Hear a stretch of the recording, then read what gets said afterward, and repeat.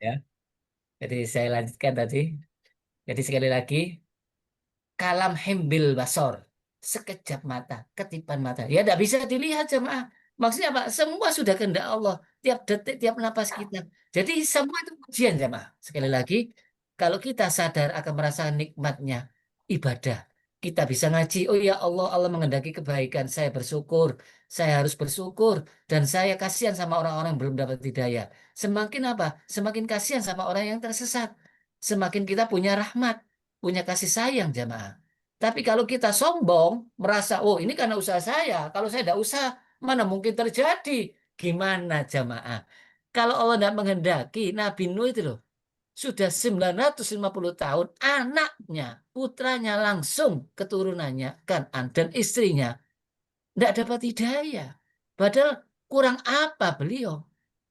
Segala metode dipakai. Tapi Nabi Muhammad dalam waktu tempo 23 tahun beliau dapat umat begitu banyaknya sampai hari kiamat jemaah. Jadi bukan karena hebatnya Nabi Muhammad, bukan karena kurang sabarnya Nabi Nuh. Semua sudah ditentukan, tapi yang penting Nabi Nuh menjalankan sesuai dengan perintahnya. Tapi begitu Allah tentukan melalui wahyunya, ya Nuh, kamu tidak punya umat lagi bertambah kecuali yang ini sekitar 80. Tidak akan tambah lagi. Semuanya akan kafir terus. Nah, karena ketentuan Allah sudah diberitahukan, tidak akan berubah. Nabi Nuh tahu. Ya Allah, kalau gitu kasihan nanti bayinya lahir kafir, cucunya lahir kafir, nah, neraka semua ya Allah. Ya, kalau itu ya habiskan semua orang-orang kafir ini. Jadi itu sesuai dengan ketentuan Allah Nabi Nuh. Bukan Nabi Nuh tidak sabar jemaah. Karena Allah memberitahu. Tidak bakal bertambah. Betul. Jadi kita pun jangan bangga diri kalau punya murid banyak, sukses. Harusnya apa? Ada min fadli Robbi. Ini karunia Allah untuk menguji kita. Kita bersyukur akan bertambah. Kalau kita kufur jadi sombong seperti iblis. Na'udzubillah min dalik. Bilang apa iblis? Ana khairu minhu. Apa cirinya orang sombong? Batarul haq, menolak kebenaran, wahamtunas, dan meremehkan orang lain. Jadi sekali lagi jamaah, hikmah-hikmah kita mempelajari takdir supaya apa? Kalau berhasil tidak sombong, kalau gagal tidak putus asa. Usaha terus sambil berdoa. Doa termasuk apa? Usaha jamaah. Perintah. Kok tidak dikabulkan? Berarti buruk sangka. Semua doa pasti dikabulkan. Soal takdirnya dikabulkan, Allah yang menentukan. Jangan kita ramal. Oh, belum terjadi kok bilang, mungkin saya tidak ditentukan jadi orang baik." Itu namanya meramal, mendahului kehendak Allah. Baik, beberapa ayat yang berkaitan dengan ayat 50, ayat 50 ya, bahwa kehendak Allah itu kalau sudah dikehendaki pasti akan terjadi, yaitu dalam surat An-Nahl ini. Innama amruhu idza aroda syai'an ayyakula lahu kun. Hanya dengan dua huruf. Kun. Pasti terjadi dalam sekejap. Innama qauluna li syai'in idza aradnahu an naqulu lahu kun fayakun. Kalau itu surat Yasin jamaah ya. Saya tidak nulis suratnya ini ya. Ya, 82 itu surat Yasin jamaah. An-Nahl ini surat 40 surat An-Nahl. Jadi kehendak Allah tidak bisa ditolak. Jadi kita harus mengikuti kehendak Allah. Apa yang dimaksud orang yang tidak mengikuti kehendak Allah? Allah nyuruh laki sama perempuan nikah, menghendaki laki sama laki. Berarti tidak menghendaki kehendak Allah. Ya ini apa? Ya susah juga membuat permasalahan. Jadi kalau kita mengikuti kehendak Allah, maka kita akan berjalan dengan ridhonya. Terus ayat surat Al-Baqarah ayat 117, Allah lah pencipta langit dan bumi. Kenapa Allah pakai badi bukan kholik? Badi itu menciptakan tanpa contoh, selalu terbaru, ya, update terus. Maksudnya apa? Tidak ada contohnya. Allah menciptakan langit, tidak pakai melihat, tidak pakai meniru. Dan Allah kalau berkehendak hanya mengatakan apa? Kun. Jadi kodok ini jamaah. Jadi manusia sudah dikodok sebelum diciptakan. Kemudian ini kisahnya siapa? Kisahnya Siti Maryam. Seolah-olah apa? Mungkin enggak saya ini punya anak, ya? Kawin belum, bersentuh sama laki-laki belum. Kok bisa punya anak? Nah, ini kehendak Allah. Allah menghendaki yang pertama Nabi Adam tanpa ibu, tanpa bapak, hanya tinggal kun, jadilah Adam. Kemudian Nabi Isa tanpa bapak. Jadi kuasa Allah itu sempurna jemaah. Ada manusia tanpa bapak ibu, ada manusia tanpa bapak. Ini menunjukkan kalau Allah berkehendak tidak bisa ditolak walaupun Maryam binti Imran itu hampir mau putus asa saking malunya tetap jadi. Maksudnya apa? Ikutilah takdir Allah. Karena apa? Tidak aib. Karena Allah ciptakan memang sengaja model ini untuk menguji orang-orang di zaman itu bahwa Allah bisa menciptakan ini. Akhirnya dituhankan Nabi Isa alaihissalam. Na'udzubillah min dzalik. Tapi jangan terus sekarang meniru Siti Maryam. Karena Siti Maryam sudah kehendak Allah.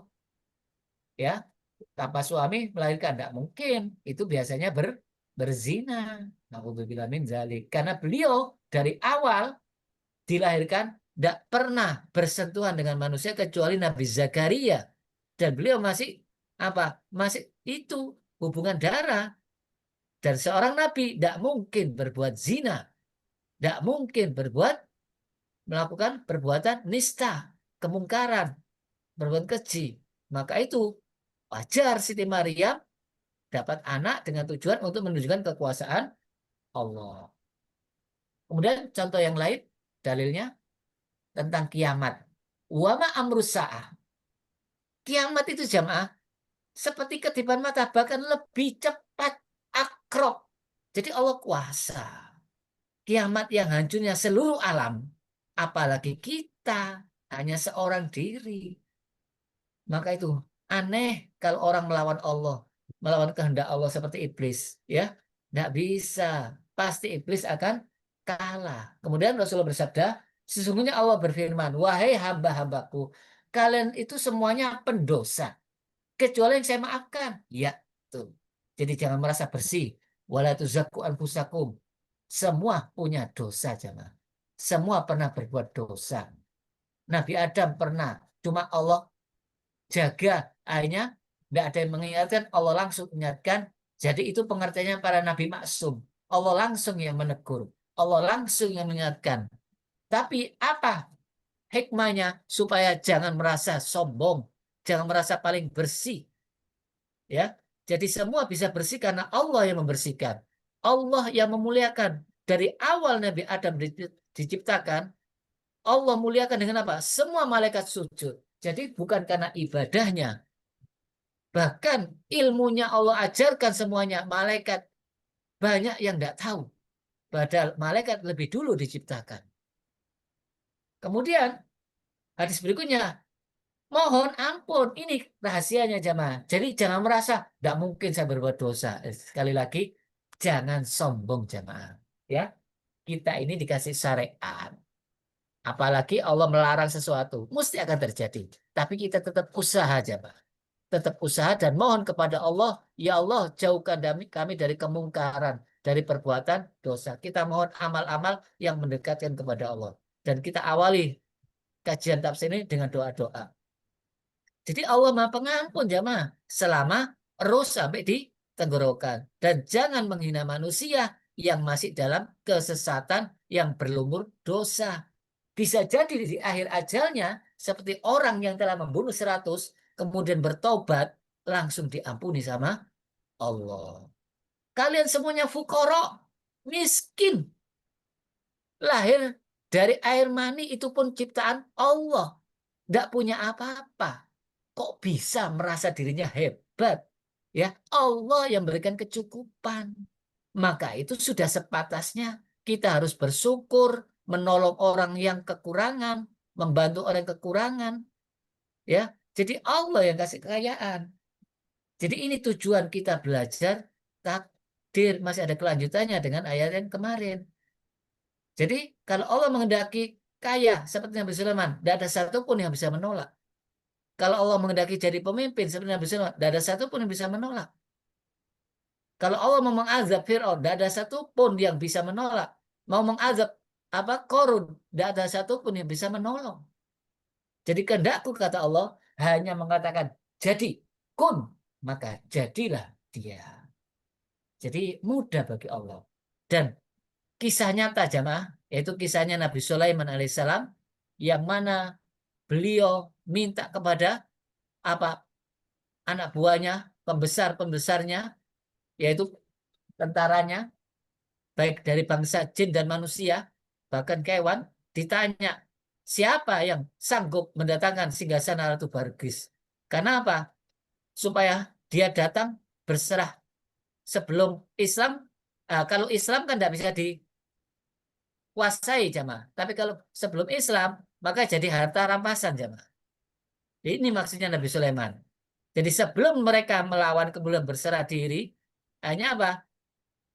Siapa yang bisa mendatangkan? Pertama kali mengatakan siapa? Jin Ifrit. Dan jin ini masih kafir. Tapi kekafirannya dikuasai oleh Nabi Sulaiman. Tidak berani melawan.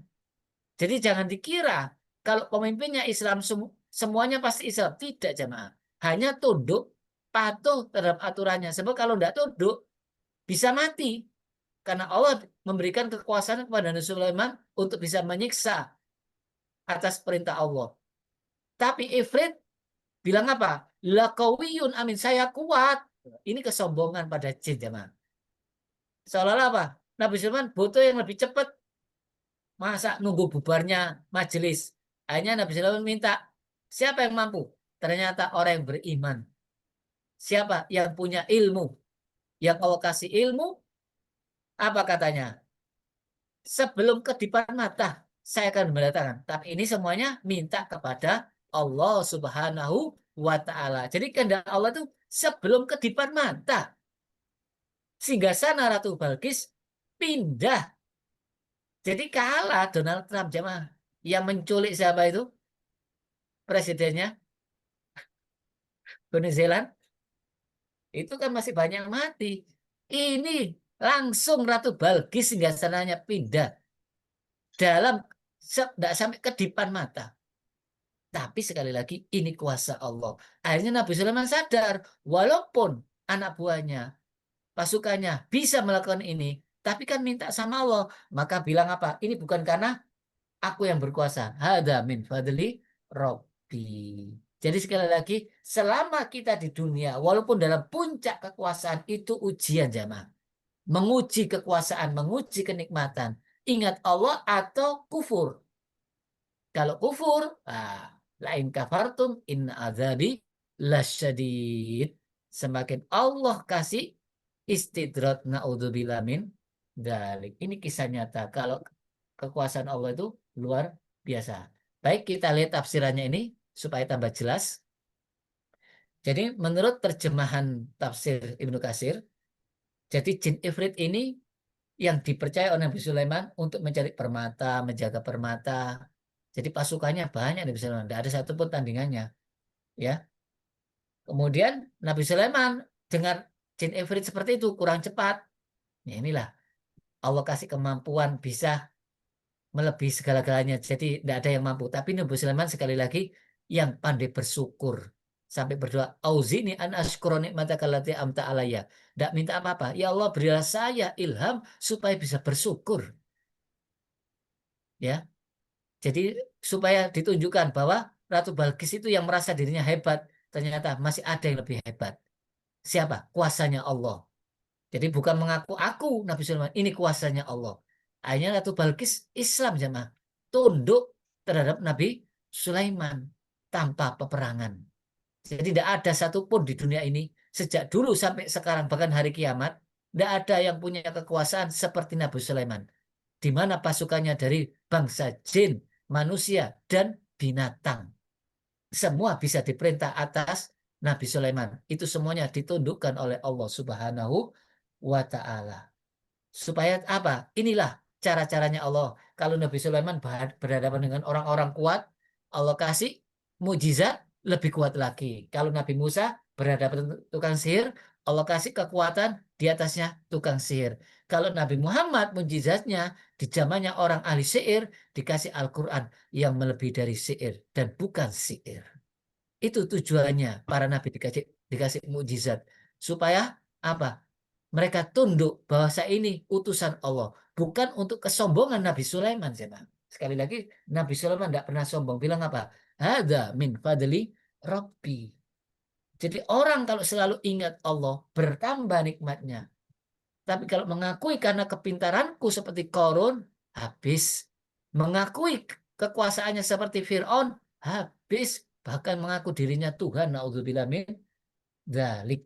Padahal singgasana Ratu Balkis dijaga oleh pengawal yang berlapis-lapis. Ketat jamaah. Tapi bagi Allah, tidak ada di dunia ini yang bisa selamat atas kehendak Allah. Maka itu kalau orang beriman bersandar kepada Allah, beres. Ya, maka itu bertawakal kepada Allah itu pasti selesai jamaah. Tidak ada yang sulit kecuali bagi orang-orang yang mengenalkan dirinya sendiri. Kemudian karena Ibn Abbas ini termasuk sekretaris Nabi Sulaiman yang namanya Asif. Dan orang ini dapat ilmu Ismul Azam. Jadi belajar kitab, kemudian Allah kasih rahasianya Ismul Azam. Jadi menyebut sifat-sifat Allah, Asmaul Husna, kemudian minta kepada Allah. Jadi orang kalau dikasih sama Allah kemampuan, tidak sombong, itu ujian jamaah. Sekali lagi, ini juga ujian. Iblis itu dikasih sama Allah dengan permintaannya, tapi mintanya tidak minta ampun, tambah menambah apa? Ingkar kepada Allah. Apa doanya? Ya Allah, ya Tuhanku, Tuhan segala sesuatu yang maha tunggal. Hanya apa? Tiada Tuhan selain Engkau. Datangkanlah arasnya kepada. Jadi dia minta kepada Allah, bukan atas usahanya seperti jin ifrit. Kalau jin ifrit bilang apa? Saya kuat, saya angkat dalam waktu sebelum bubarnya majelis ini. Tapi ini minta sama Allah seketika di hadapan Nabi Sulaiman sebelum ketipan mata. Ini bukti nyata bahwa kalau kita minta sama Allah, tidak ada yang tidak mungkin jamaah. Udu'uni astajib lakum.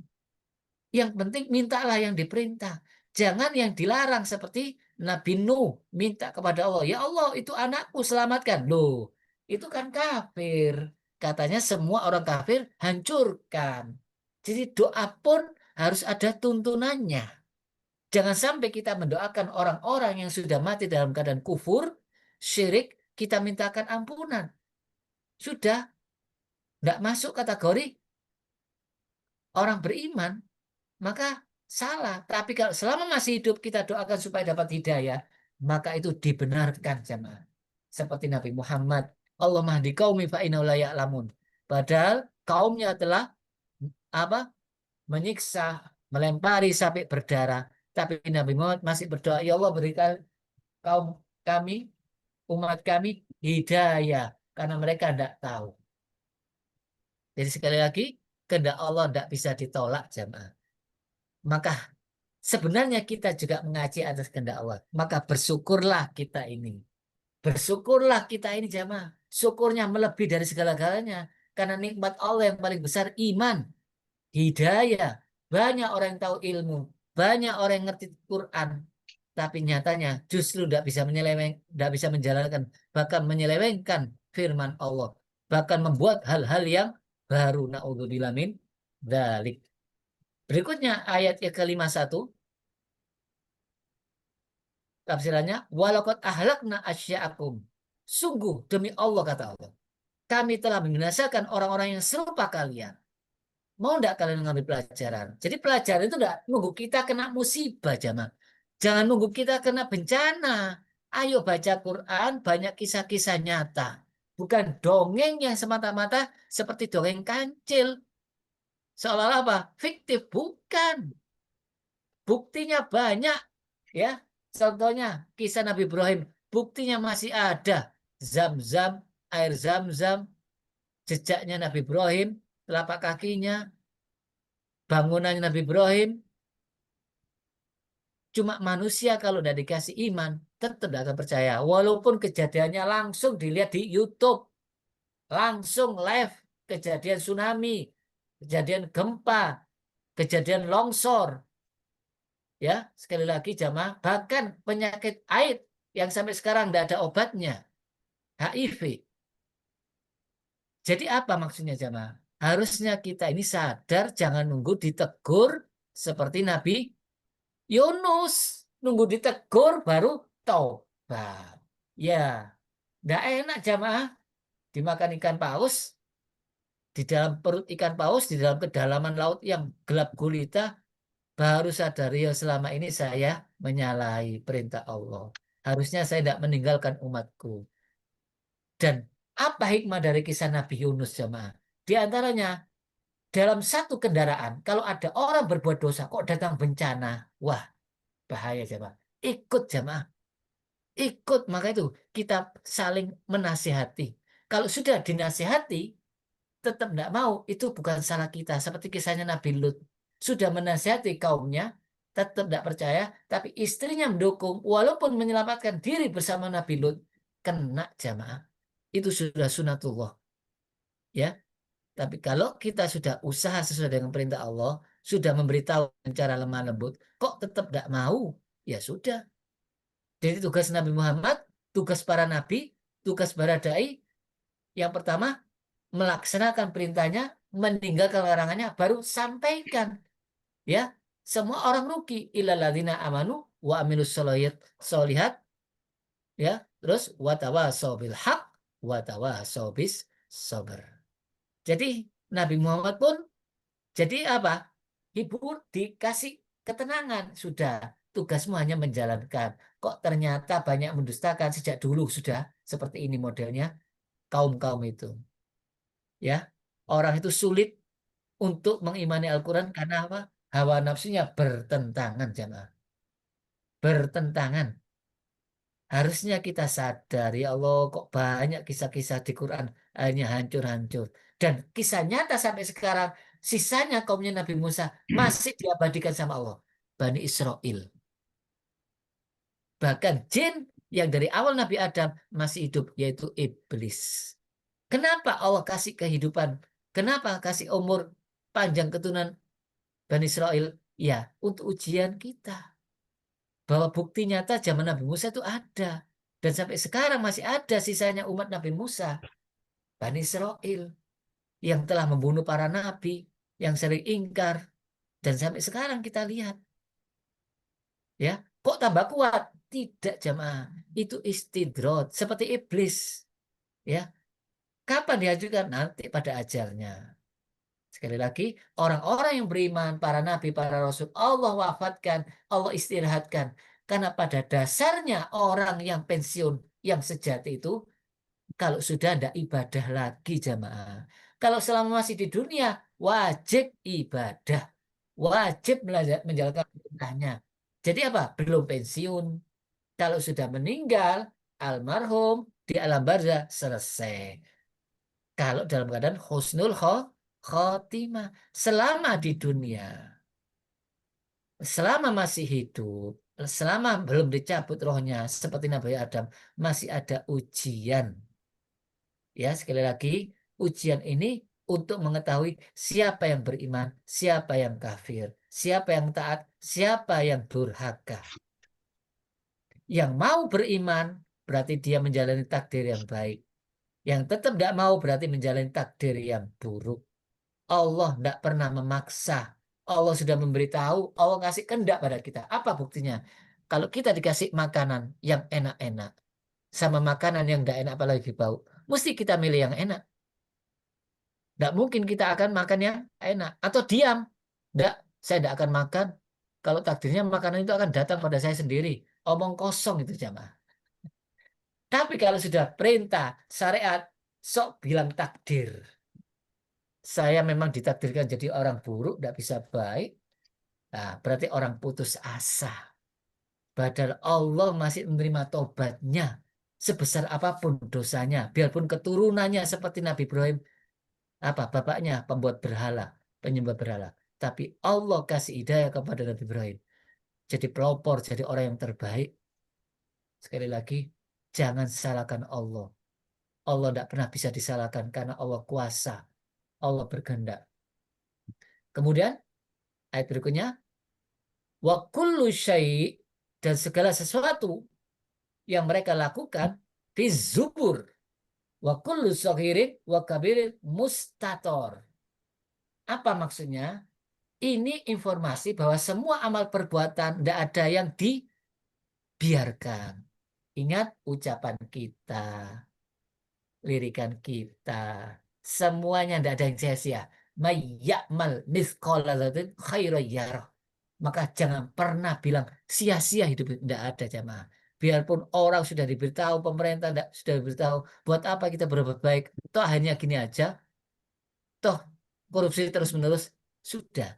Yang penting kita sudah menyampaikan. Kita tidak seperti Nabi Nuh jamaah. Belum sampai ratusan tahun.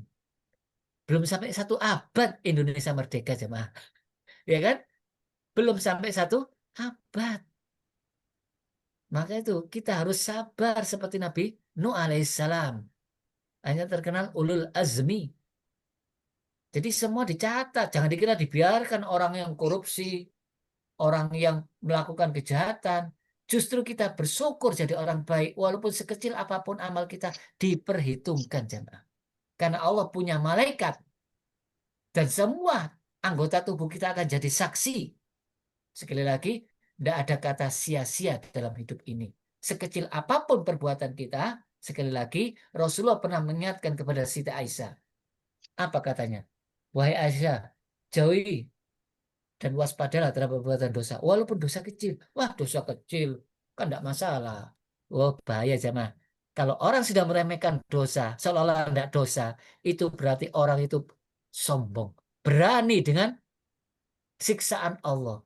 Sekali lagi, sekecil apapun dosa, tetap minta ampun. Segera minta ampun. Kenapa? Perbuatan dosa, sekecil apapun, kalau dilakukan terus-menerus, jadi dosa besar.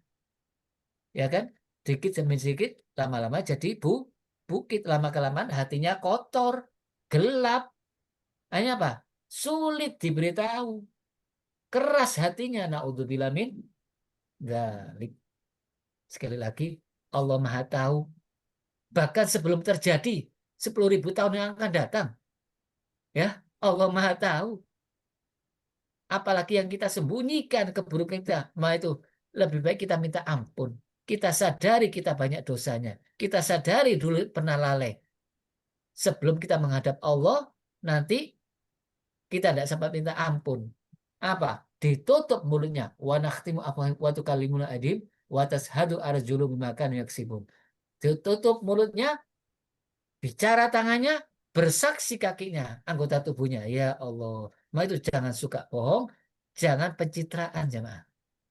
Sadari, kita ini memang hamba yang lemah, banyak dosanya. Kalau baik berarti atas kehendak Allah. Ya, ini karunia Allah. Kalau buruk, maka cepat segera bertobat. Ayat pendukung, ayat 5253, yaitu surat walaqad khalaqnal insana khalaqnal insana wa na'lamu ma tuwaswisu min nafsihi. Ini surat apa ini jemaah? Saya lupa ini. Yasin kayaknya. Oh, bukan, bukan. Maaf, maaf, bukan. Bukan Yasin ya. Ini belum saya tulis suratnya. Tuwaswisu ya.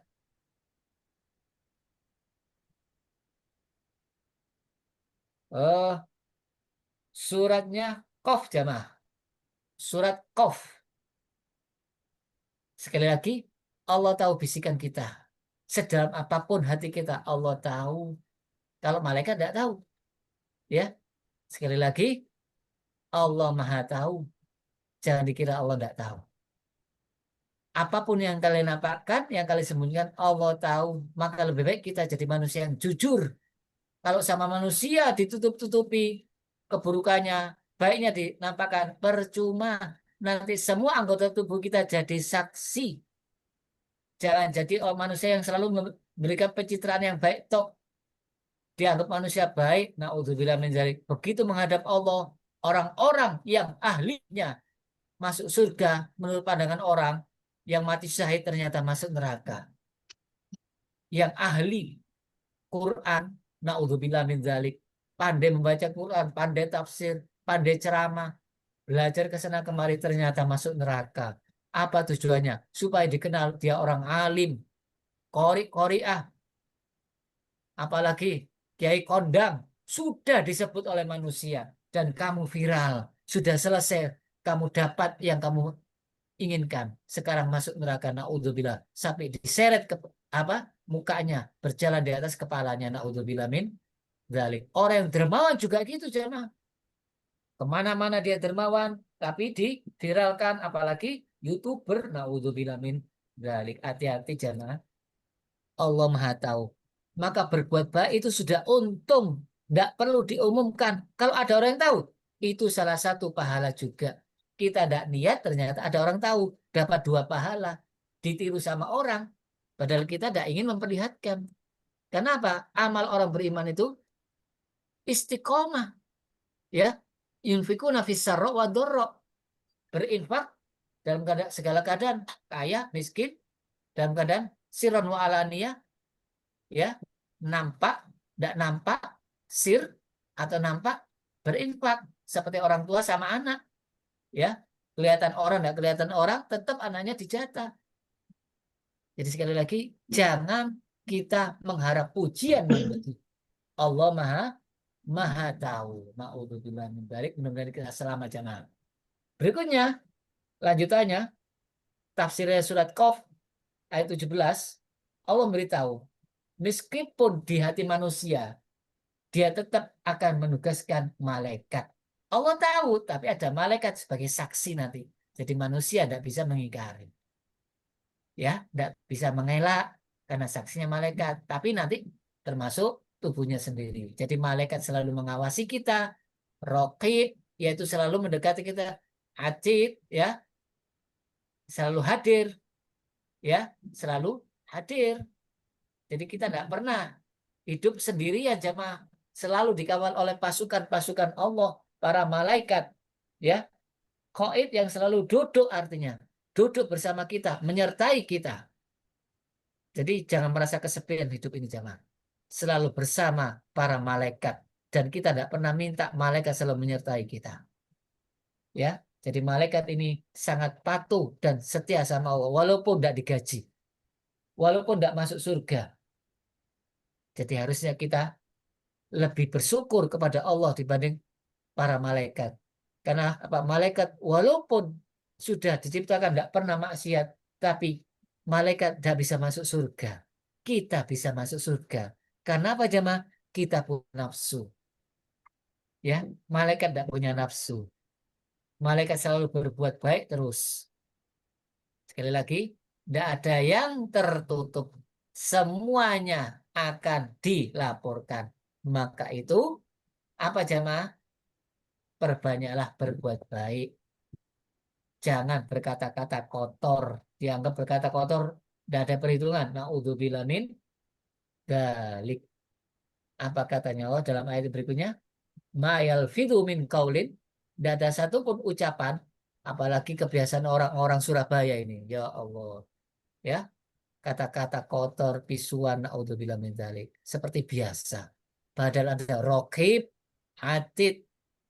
Raqib mengawasi, atid selalu hadir malaikat ini. Kok enaknya kata-kata kotor diucapkan? Padahal Allah bilang apa? Wa qulu linnasi husna. Berkatalah kepada semua manusia yang baik. Rasulullah pernah dihina sama orang-orang Bani Israel di hadapan istrinya. Samu alaik, apa artinya? Bongkok kami Muhammad. Wa alaik, itu aja. Tidak ada kata-kata samunya. Ya kamu sendiri. Kamu sendiri kan tidak jelek, jamaah. Istrinya marah membalas berlipat-lipat. Jangan, wahai istriku. Itu semuanya dicatat sama Allah. Saya tidak boleh berkata kotor. Kenapa? Rasulullah tahu malaikat, jamaah. Pernah Sayyidina Umar dimaki-maki, diam. Rasulullah apa? Tersenyum karena melihat para malaikat hadir membalas makian orang tadi. Begitu dimaki lagi, Umar bin Khattab membalas, Rasulullah meninggalkan. Karena apa? Malaikatnya meninggalkan, yang datang jinnya.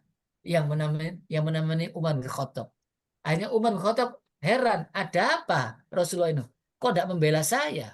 Ya ini jamaah. Karena kita tidak tahu yang gaib. Rasulullah sudah tunjukkan malaikat. Asalnya ditutupi. Kemudian Allah buka sirnya, Allah buka rahasianya. Tapi Rasulullah pernah tidak tahu kalau itu malaikat Jibril. Kalau tidak diberitahu sama Allah. Akhirnya apa? Umar tanya, ya Rasulullah, kenapa engkau tidak bela saya? Apa maksudnya? Di waktu saya dimaki-maki, kamu malah tersenyum. Dikiranya ikut-ikut memaki. Terus begitu saya bela diri, saya balas, kamu malah meninggalkan aku. Apa jawab Rasulullah? Iya, di waktu kamu diam, malaikat mendoakan. Akhirnya apa? Kembali pada orang yang memaki jamaah. Jadi kita sebenarnya enak jamaah. Kalau ingin dapat pahala, ya ini kesempatan. Jadi kalau orang sadar ini semua jamaah, insya Allah tidak ada lagi orang yang bertengkar jamaah. Ya, tidak ada lagi. Sekarang dikit-dikit bunuh, sakit hati sama orang tuanya dibunuh karena sering dibully, putus asa, bunuh diri. Naudzubillah min dzalik. Jadi sekali lagi, semuanya dicatat oleh malaikat yang mulia. Tidak ada satupun yang terlepas. Maka itu apa jemaah? Ucapkan ucapan yang baik. Kenapa? Akan diperhitungkan sama Allah Subhanahu wa Ta'ala. Apa kata-kata yang memberatkan timbangan amal di hadapan Allah? Subhanallah wa bihamdi tamlaul mizan. Marilah kita kalau nganggur, jangan pernah nganggur. Hidup ini sementara, sedikit waktunya. Bahkan semua orang akan menyesal menghadap Allah. Yang beramal pun menyesal. Kenapa tidak banyak-banyakan saya beramal? Ya, apalagi yang berbuat dosa lebih menyesal jemaah. Oh ternyata ada perhitungan semuanya. Naudzubillah min dzalik. Jadi sekali lagi, kalau kita dalam keadaan benar-benar tidak ada kerjaan, jangan sampai kata-kata kotor. Kalau bisa minimal istighfar, zikir, uzkurullah yazkurkum. Ingatlah pada Allah, Allah selalu ingat pada kita. Uzkuruni adzkurkum. Ingatlah padaku, niscaya saya akan ingat. Apa maksudnya? Allah selalu menolong orang-orang yang selalu ingat kepada Allah. Bagaimana kalau presiden yang kuat selalu ingat kita? Ada apa-apa ya ditolong kita. Apalagi Allah yang selalu kita ingat dalam segala kondisi. Yadhkurunallah qiyaman wa qu'udan wa ala junubim yatafakkarun. Jadi itulah ulul albab yang selalu ingat kepada Allah. Jadi hati-hati jamaah, kata-kata kita ini diperhitungkan. Jangan terus, wah, tidak ada royaltinya. Duh, royaltinya Allah jamaah berlipat-lipat, satu kebaikan dibalas 700. Minimal 10. Ya, minimal 10 satu hasanah. Bahkan bisa 700, bisa ad'afan mudha'afah. Berlipat-lipat kalau Allah mau. Yang penting ikhlas. Ucapan yang baik, ikhlas. Mudah-mudahan kita semakin sadar bahwa hidup ini tujuannya hanya untuk ibadah, mencari ridho Allah Subhanahu wa Ta'ala. Dan insya Allah minggu depan, hari Sabtu jamaah ya, tanggal berapa? Tanggal 21. Karena menjelang bulan Ramadan. Ya, 17. jamnya 17. jam 4 sampai jam 5. Tanggal 21 ya. Jadi 21, 28 tiap hari Sabtu selama bulan Ramadan. Mudah-mudahan kita semuanya disampaikan oleh Allah di bulan Ramadan dan mudah-mudahan puasa kita dapat diterima oleh Allah. Amin. Baik, ada pertanyaan jamaah? Cukup? Oke. Insya Allah kita lanjutkan surat berikutnya hari Sabtu karena belum minggu terakhir. Minggu terakhir tanggal 28 itu tentang hikam. Ya, Hikam. ya. Minggu terakhir 28. Baik, kita ada dulu. Subhanakallahumma bihamdika asyhadu an la ilaha illa anta astaghfiruka wa atubu ilaik. Assalamualaikum warahmatullahi wabarakatuh. Waalaikumsalam Terima kasih. warahmatullahi wabarakatuh. Tersun, Pak Oke, Ustaz. sampai minggu. Oh. Sampai di luar ya.